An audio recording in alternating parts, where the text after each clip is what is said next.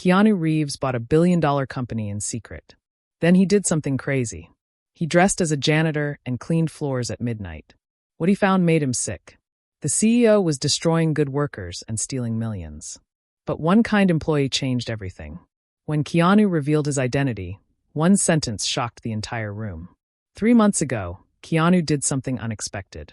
Everyone knows him as the nice guy who rides the subway. But few know he also buys companies. He quietly bought Hartwell Industries. The deal was done through lawyers and secret papers. No reporters knew. Workers heard someone new owned the company, but nobody knew who. Keanu learned about Howard Brennan, who started the company 40 years ago. Howard had one rule: talent has no address. It didn't matter if you were rich or poor. What mattered was hard work and character. Howard died 8 months ago. Now someone was destroying his company from inside. The night boss barely looked at Keanu. "You're on the 10th floor tonight. Don't bother anyone working." Keanu nodded and grabbed supplies. Old clothes, work boots, baseball cap pulled low. Here, he was invisible. The elevator shook going up. Keanu's heart beat fast. This was real. The 10th floor was quiet and cold. He started mopping, listening to everything. Then he heard voices. "We need to get rid of Marcus before the vote." The voice came from Preston Whitmore's office. "Build a file on him. The problem solves itself." Preston's voice got quiet. "I'm not giving this company to people who aren't like us. People like Marcus need a certain background, a certain family name." Keanu gripped the mop tight. Rich people saying poor people don't belong. Preston walked out and tossed his coffee cup on the clean floor. "Oops," he said, not looking back. 2 hours later, Keanu cleaned a conference room. Marcus Thornton sat alone, exhausted. Marcus looked up and smiled. "Hey, sorry about the mess." "No problem," Keanu said. "You're new here, right? What's your name?" The question surprised Keanu. Dozens had walked past him. Not one looked at him. But this man asked his name. "Ken," Keanu said. "Nice to meet you, Ken." Marcus held out his hand. "I'm Marcus. Can I get you coffee?" Keanu blinked.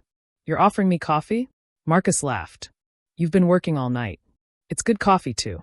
Keanu felt something unexpected. He felt seen. "Thanks, but I'm good." Marcus nodded. "If you need anything, ask. Late shifts are tough." This was the man Preston wanted to destroy. Before his shift ended, Keanu went to Preston's office. Empty. He started cleaning. Then he saw it. A paper marked confidential. The title made his blood cold. Restructuring plan, elimination of problem employees. A list of 18 workers for firing. They all worked up from nothing. Poor families. Scholarships. Hard work, not connections. At the top, circled in red, Marcus Thornton. Keanu took photos. This was destroying people for being poor. "A janitor taking photos," a voice said. Keanu turned. A woman stood there. Vivian Chen, manager. She looked curious. "Interesting indeed," Vivian said, closing the door. She gestured for him to follow to a locker room. "I'm not reporting you," Vivian said. "A janitor with a $2,000 phone. I'm not stupid." She looked at his face. "You're Keanu Reeves. You're the new owner." Keanu said nothing. "What are you going to do?" he asked. "I want to help," she said. "I've been here 6 years doing hard work while rich guys take credit. 9 projects, millions in profit. I'm still just a manager." Her voice was bitter. "That's code for, you'll never be rich enough to sit at the big table. Help me gather information. Give me a fair shot when this is over. Deal?" Keanu shook her hand. "Deal." Over the next week, Keanu saw terrible things. Preston praised Marcus in public. "My right-hand man." But in private, everything changed. "Maybe make your presentation simpler so people can follow," Preston told Marcus. "Not everyone has your background." The insult dripped from every word. Important projects went to rich guys. Marcus got leftover work. Thursday night, Keanu heard loud voices. "These numbers don't make sense," Preston said. "The numbers are correct," Marcus replied. Preston laughed. "Did you understand what you checked? This requires a certain education. People like you are great at other things." Marcus's hands shook. But he stayed calm. 2 a.m, parking garage. Keanu watched from behind a pillar. Preston handed an envelope to Edmund Hargrove, board chairman. They shook hands. Keanu took photos. The man choosing the next CEO was taking bribes. Vivian hacked Preston's computer. He uses the same password for everything. Files appeared. A fake file on Marcus. Constant delays. Complaints. All lies. Created 4 weeks ago. Edited daily. He's building this piece by piece. More emails. He's selling the company in 72 hours. 55% fired. That night, Keanu found an envelope at his door. One sheet of paper. I know who you are, Keanu Reeves. If you expose Preston, I'll expose you first. No signature. Someone new. The game got dangerous. Next morning, workers emptied Marcus's office. Boxes by the door. Photos down. Awards packed. Marcus wasn't fired yet, but they were erasing him. That evening, Marcus sat on a bench, head in hands. They're going to fire me, Ken. 12 years giving everything. I started as an intern. Took the bus. Ate cheap food. And it still wasn't enough. Keanu wanted to tell the truth, but couldn't. You're a good man, he said. Don't give up. Thanks for sitting with me, Marcus said. Sometimes you need to not be alone. Midnight. Keanu found a box outside. USB drives inside. Each labeled with a year. A letter at the bottom. Howard Brennan recorded everything. Use them wisely. Keanu listened to recordings. Howard's voice. Then Preston's. I guarantee employee support will be my priority. 3 days later. It's just theater. We say what the old man wants. More recordings. Preston and Hargrove discussing bribes. Planning manipulation. Then one from 15 years ago. Where did you grow up, Marcus? Howard asked. Eastbrook, sir. My mother worked 2 jobs. You got a scholarship to MIT? Yes, sir. Howard paused. 50 years ago, I was you. Someone gave me a chance. Keanu wiped tears. Marcus was Howard's scholarship student. And never knew. Monday was the board meeting. Time to end this. Monday morning. The boardroom on the 10th floor. 11 board members sat around the long table. Preston Whitmore sat at the head, smiling. Edmund Hargrove beside him, relaxed. Marcus Thornton sat alone in the corner, hands folded. He looked like a man who accepted his fate. Hargrove called the meeting to order. We're here to discuss performance issues related to Mr. Thornton. Preston, please proceed. Preston opened his thick folder. This isn't easy. Marcus has been valuable, but we've observed a troubling pattern we cannot ignore. The door opened. Every head turned. Keanu walked in. Not Ken the janitor in his uniform. Black suit, polished shoes, hair styled. He moved with quiet confidence. Behind him, 3 lawyers carrying briefcases. The room fell silent. Preston's face turned white, then red. What is this? Who let you in? Keanu walked to the table without hurrying. Ladies and gentlemen, my name is Keanu Reeves. I am the legal owner of Hartwell Industries. Absolute silence. Marcus raised his head, eyes wide. Ken. Keanu looked at him and smiled. Hello, Marcus. Preston slammed his hand on the table. This is absurd. Security. I have all the authority, Keanu said calmly. This is my company. Recently, I worked as a night janitor to find out who deserves to lead Howard Brennan's legacy. Whispers rippled through the room. What I discovered is this company is being destroyed by a man who lied, manipulated, and used discrimination as a tool of power. Preston laughed, forced and nervous. You can't walk in making accusations without evidence. These aren't accusations. Lawyers distributed folders. These are facts. Vivian connected a laptop to the projector. In these folders, you'll find recordings of Preston making terrible comments about Marcus, calling people from working-class backgrounds not our kind, questioning Marcus's skills based only on where he grew up.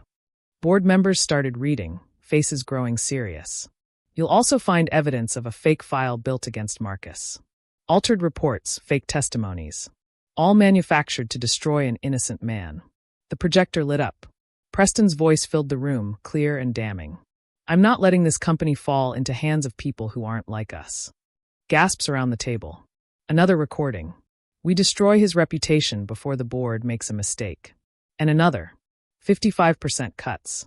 Most of them people who worked up from nothing. The room erupted.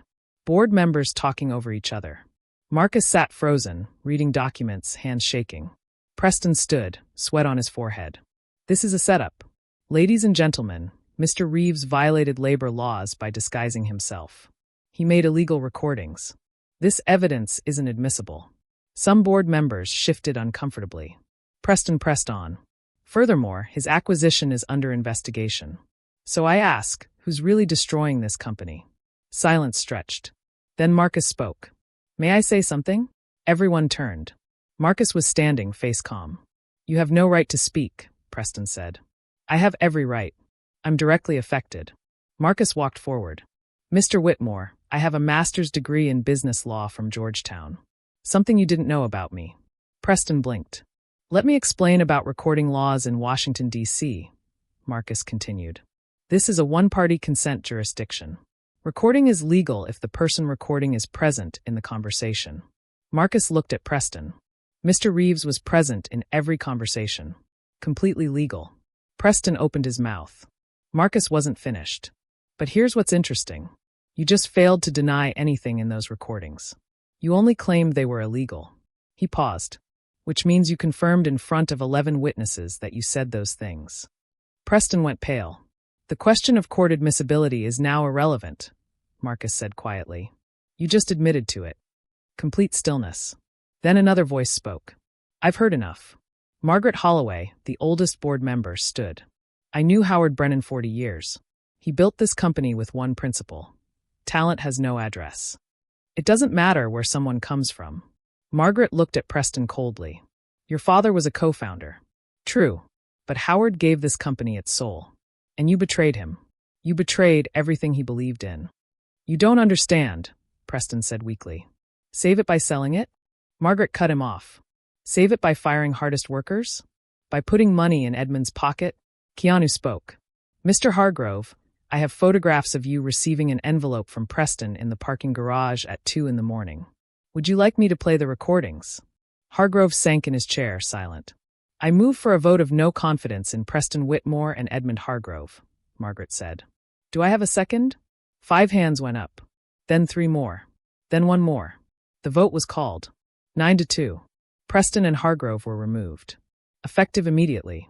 Preston stood, face flushed with rage. You'll regret this. I have connections. This company will collapse without me. None of you know how to run a real business. Not the old secretary, he pointed at Margaret. Not the charity case from the slums, he pointed at Marcus. And certainly not the action movie actor. Silence at the outburst. Keanu stood and walked toward Preston. He stopped close. Preston, I worked alongside people here for 3 weeks. I mopped floors they walked on. I cleaned their messes. I listened when they thought no one important was paying attention. Keanu looked into Preston's eyes. They don't need your connections. They don't need your background. They need respect. That's something you could never buy. Preston had no response. Security, please escort Mr. Whitmore from the building. 2 guards stepped forward. Preston shook off their hands. Don't touch me. I can walk. He stormed toward the door, stopped at the threshold. This isn't over. Keanu met his gaze. For you, it already is. Preston left. Door closed. Hargrove stood quickly. I resign. Effective immediately. Margaret nodded. Wise decision. But it won't protect you from investigation. Hargrove hurried out. Keanu turned to the board. I'll turn all evidence to the FBI and SEC for investigation. I believe in justice. These men will face consequences through proper legal channels. But right now we have work to do. This company needs rebuilding the right way. Mr. Reeves, what are your intentions for leadership? Margaret asked. Keanu smiled slightly. I have thoughts. But first, there's someone I need to speak with. He turned to Marcus, who stood with tears running down his face. 12 years of working harder than everyone. 12 years wondering if he'd ever belong. Now someone stood up for him. Keanu placed a hand on Marcus's shoulder. Marcus, we need to talk in private. They walked out together. In the quiet office, Marcus sat across from Keanu. I don't understand. Why did you do this? I bought this company because of Howard's philosophy, Keanu said. That meant something to me. You don't owe me anything. Marcus, I grew up without much money. I know what it feels like to be judged for where you're from instead of who you are. When I worked as a janitor, everyone walked past me like I didn't exist. But you were different. You asked my name, offered me coffee, treated me like a human when you thought I was nobody. Marcus shook his head. That's basic decency. No, that's dignity. You give it naturally. That tells me who you are. Keanu pulled out his phone. There's something else. He pressed play. Howard's voice filled the room from 15 years ago. Where did you grow up, Marcus? Eastbrook, sir. My mother worked 2 jobs. You got a scholarship to MIT? Yes, sir. I didn't have money, but I didn't want that to stop me. Howard paused. 50 years ago, I was you. Someone gave me a chance. The recording ended. Marcus sat frozen, tears streaming. That was my scholarship interview. I never knew his name. Howard Brennan chose you 15 years ago, Keanu said softly. He saw something worth investing in. Marcus wiped his eyes. I've been working at his company 12 years without knowing. He wanted you to succeed on your own merit, Keanu said. Marcus, I want you to be CEO of Hartwell Industries. Marcus looked stunned. CEO? But I don't have the background. You have something more important. Integrity.